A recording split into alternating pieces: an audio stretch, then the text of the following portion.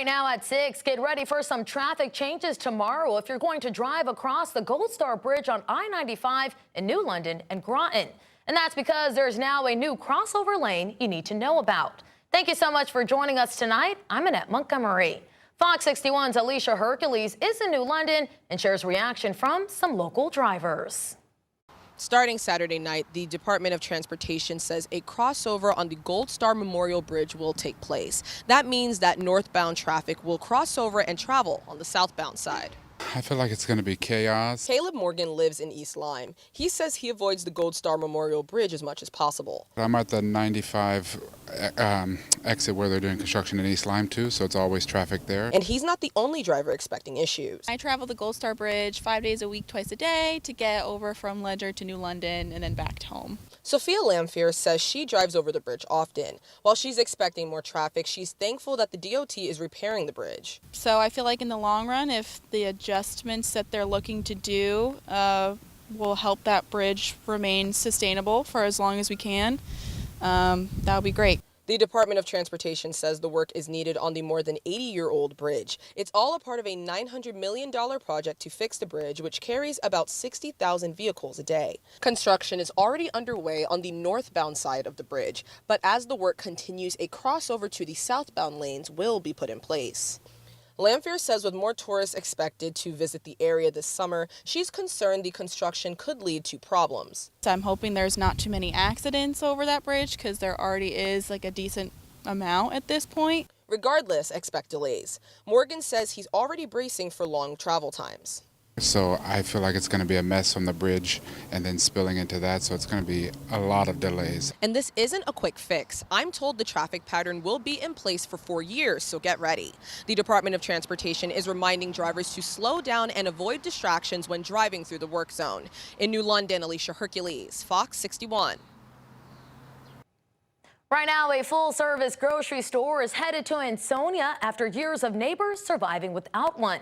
The mayor made the announcement this week, bringing relief to shoppers who have had to travel outside the city or even rely on small markets. Fox 61's Celine Arif shares how the community is now reacting. This building behind me used to be a Big Y, but they haven't been open since 2019. The city says a Key Foods will be taking over here, and people I talked to say they can't wait to see the store open again. On one side of the Main Street Center, you see shoppers popping in and out of Marshalls and Home Goods. And while the other side sits empty, that could be changing soon. You know, you have the space here, and it would be nice to be utilized.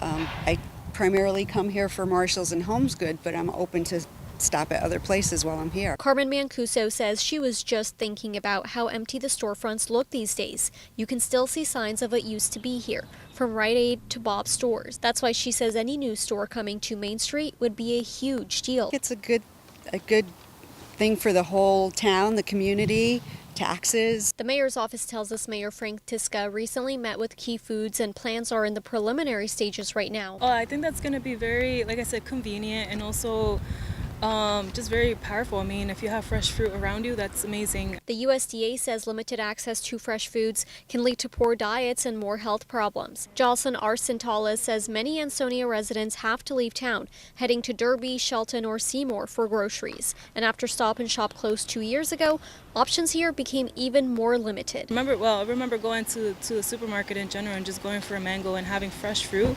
I mean, it's very different, you know. Next door to Key Foods, the mayor's office shared online that the Home Goods and Marshalls locations are also expanding in the same shopping center, while the Social Security office and hair salon are staying where they are. Now, there could be more options on the way, too. The mayor also shared there are plans to add more retailers to the shopping center, but he didn't share who or when. In Ansonia, Celine Arif, Fox 61. A child is in the hospital tonight after police say that child's mother accidentally hit them with a car. It happened yesterday in the parking lot of a CVS on Broad Street. Police say the mother told them she did not know the 4-year-old wasn't in the car, and when she started to drive away, she hit the child. Police say they do have video that supports what the mother told them. Right now, that child is recovering from a head injury at the hospital, but they are expected to be okay. Well, right now, authorities are investigating after a body was found in the Connecticut River. The Department of Energy and Environmental Protection said a missing persons case in South Windsor led police to a marina in Chester yesterday. They say that body was found soon after near Selden Island in the Connecticut River. Officials did not reveal who that person is yet or how they died, but authorities tell us the incident does not appear to be criminal. Well, take a look. Tonight we have a breaking news update. 5 people are dead and dozens other are injured, including 3 people in critical condition. It comes after a bus in Virginia crashed into oncoming traffic. Investigators say that bus failed to slow down and slammed into 6 cars. We also know a total of 34 people were taken to the hospital. Lionel Donovan from our sister station in Washington was on scene today and gives us a closer look at the aftermath.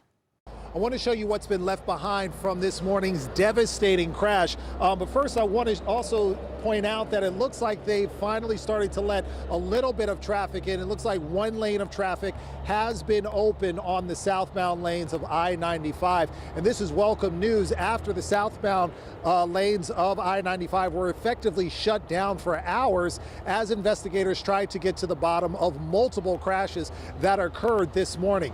Now, from what we're hearing from Virginia State Police, according to their preliminary investigation, this crash occurred at around 2:35 in the morning, and we understand that there was a work zone on the highway, and so traffic was slowing down, but a bus did not slow down with traffic, and as a result, that bus hit 6 other vehicles. The bus that was traveling southbound, the bus that you can see right here in the medium with the windows blown out, from what we understand, that bus hit 6 other vehicles, leaving 5 people dead. In addition to that, 34 others were also injured. 34 other people have been taken to local area hospitals to be treated for their injuries, and 3 of those 34 are listed as in critical condition.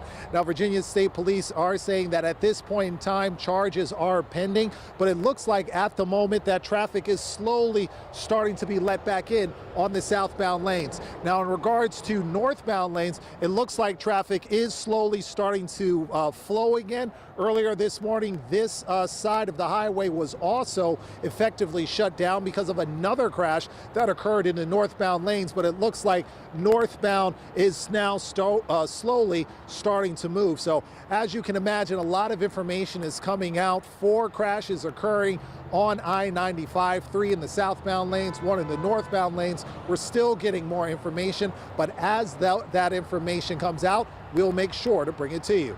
But for now, I'm Lionel Donovan in Stafford County, WUSA 9. 5 people are recovering from injuries right now after a train fire that started overnight near Penn Station and disrupted service earlier today. Now, that fire was in an Amtrak train car in one of the Hudson River tunnels, which Amtrak said caused track and signal damage. That fire has since been put out, but service was suspended from certain points between New York and New Jersey, with nearly 150 fire and EMS personnel called in to help. Fire officials said 5 people were hurt and 2 were taken to the hospital. At this time, officials have not released what caused the fire. Well, it was not a volcano or nuclear blast, but it was still one of the largest explosions many of us have ever seen. Take a look. A 300-foot tall Blue Origin rocket blew up on a launch pad in Cape Canaveral, Florida last night. Now, this was during a ground test, so no one was hurt. But you see there, that rocket was obliterated, as were a lot of the surrounding structures. The blast shook homes on the mainland miles away, and according to the website Live Science, the fireball could be seen from Sarasota, which is 175 miles away. Blue Origin founder Jeff Bezos said it's too early to know what went wrong, but it's not the first failure of this kind of rocket, called a New Glenn rocket. A failure during the rocket's 3rd flight in April prompted an investigation with the Federal Aviation Administration. Well, the president's anti-weaponization reparations fund is causing quite a stir on Capitol Hill. That fund aims to compensate people who are victims of government weaponization. Now the courts are starting to weigh in as well. Jared Halpern has more from the White House.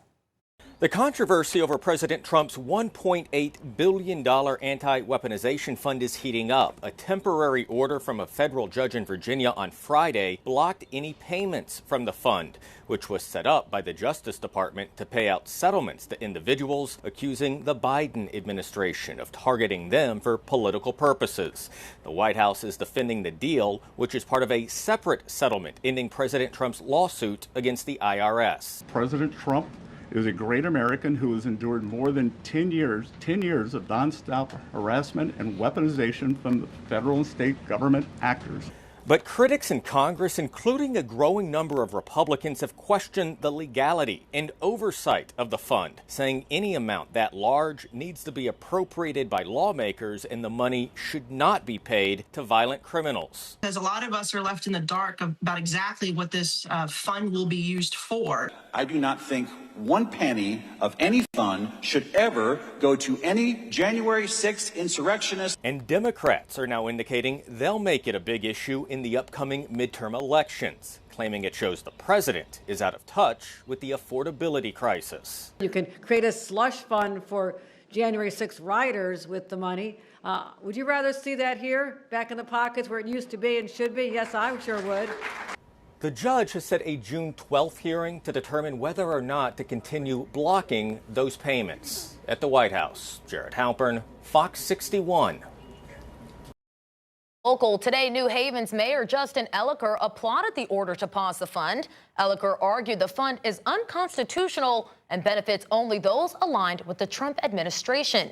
In a statement, he said, quote, New Haveners want their federal taxpayer dollars to be used for critical government functions and services like public safety, infrastructure, Medicare, and Social Security, not to advance President Trump's personal political interest, end quote. Well, a 16-year-old was arrested after police say he assaulted another teen. According to Manchester police last week, a 15-year-old reported he had been struck with a firearm by the 16-year-old. Police say the two knew each other and that during the search of the teen's home, you can see there, multiple firearms were found along with 3D printed accessories and a large quantity of marijuana and cash. The teen has been charged with assault, threatening, and possession of a firearm.